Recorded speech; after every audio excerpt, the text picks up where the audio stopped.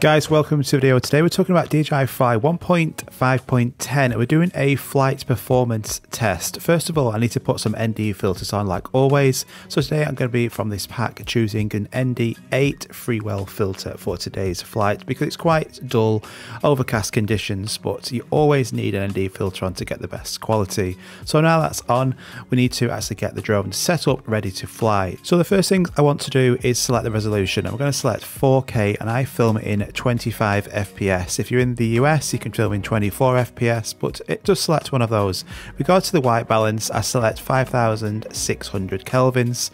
I don't like it in auto because it has quite a yellow tint. And then in the shutter, I want to be double my frame rate, so 1/50, and the ISO should be ISO 100 or 200. In low light, you can bump that ISO up, and in safety, just select your max altitude, your return to home altitude, make sure that's correct, and away we go.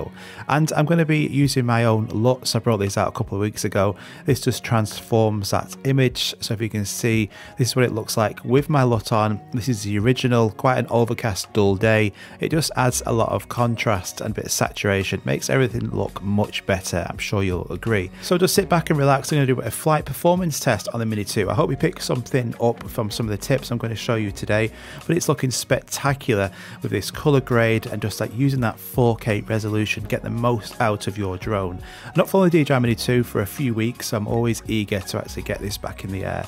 Let's just first of all switch over and just check out some photos as well. So with photos, it's all about the composition. So make sure you select JPEG and RAW. That's going to allow you in RAW to edit your photo more and get the most out of it. So we've got a close-up shot there. Now I'm going to pull back and get a different angle. It's all about testing out different angles and take loads of different shots. Some of them might not come out very well, and some of them you might get a really good shot. So take more photos than you normally would. So here we've got it nicely composed in the middle with those grid lines showing that.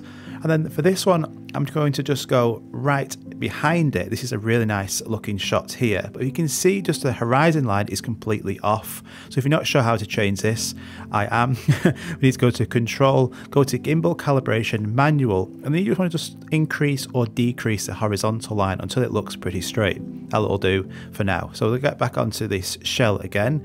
Just get perfectly lined up, click and tap on the screen to focus on the actual image you want to take a photo of. Click photo, just take multiple photos and you can get some really nice results from this drone. While we're talking about composition, let's get back onto video, and we're going to increase the altitude in sports mode, and we're actually going to tilt that gimbal down as we're doing so. So I've shown you this before in the cinematic moves, but this is a great looking shot no matter what the object is. So in sports mode we can increase the speed as well to give another better illusion. You can see now as it's raising up with those waves coming over, it looks absolutely spectacular. But let's change that composition now, so you can see I've swung the drone around, so I've now got the sea behind me. And this is another great tip. When you've got waves or over sea, switch it to 2.7K in 60, which is the max the Mini 2 can film in. And then when you're at this, we need to go back to the shutter speed. And because it's double, we now need 1/120 because we're filming in 60 FPS.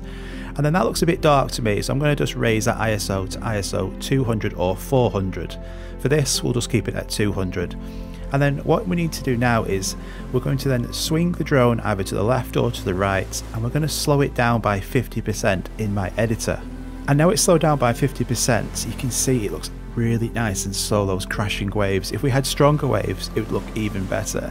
And what you can also do is you can put it back into sports and actually lower the drone, but keep that 50%, so slow it down by half whilst decreasing the drone is another great tip. It's about mixing your shots up.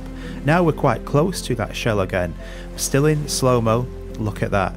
It's just about having different compositions. Don't just use the same boring composition all the time. Okay, let's switch it back now to 4K 25. So we need to change that shutter speed again to double. So 1/50 now, we'll put it back to ISO 100. And then in sports mode now, just going to test this, get it moving.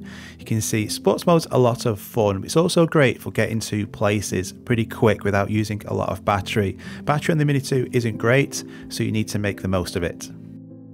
So sports mode is working absolutely fine on this. To be honest, everything is. I find this actual Fly app, the performance of it is one of the best we've ever had. All the buttons are really snappy.